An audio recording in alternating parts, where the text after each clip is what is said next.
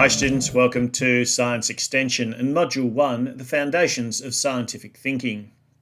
Once again, we're going to try and cover a couple of different concepts within the one video, which I will split up into smaller sections, because this time we want to have a look at some of the ethical frameworks that may impact on scientific research. So we want to analyse the influence of ethical frameworks on scientific research over time, including but not limited to human experimentation, experimentation on animals, biobanks, and the use of research data. And finally, biobanks. Biobanks are repositories of biological stuff which is stored for a range of uses. This biological stuff can be tissues of different cancers, plant seeds, healthy human cells from different people, a whole range of different types of biological material. For example, drug companies and researchers may use material which is available in biobanks to test the efficacy of a new drug. The drug of interest will be tested in vitro, that's in a test tube, not a living entity, to determine whether it does what it's intended to do. These biobank ethical considerations include safe and secure storage,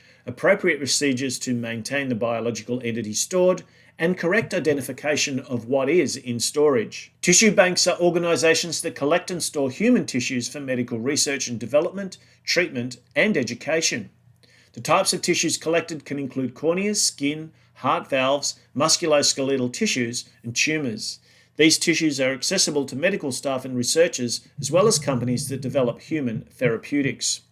The Museum of Natural Disease at the University of New South Wales is an outstanding example of a biobank. And as with anything, there are guidelines for tissue banking. Firstly, the removal of tissues from volunteers. Donors must be informed about the intended use of the tissues, as well as any risks to the donor from the removal process. In New South Wales, some laws govern the removal of tissue from the dead.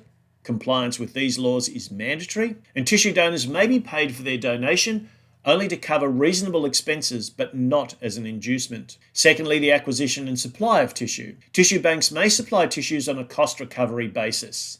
Tissue banks should operate as a non-profit professional organisation, and the responsible government department should establish a central register of tissue banks for providing and tracking human tissue for medical treatment and research. And finally, the use of tissues. Only tissues from accredited tissue banks should be used in the development of therapeutic products.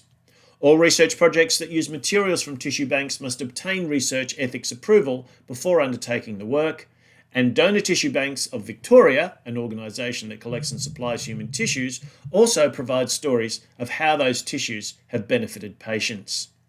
There's a lot of material available on site about many of the different types of biobanks, and definitely worth having a look at.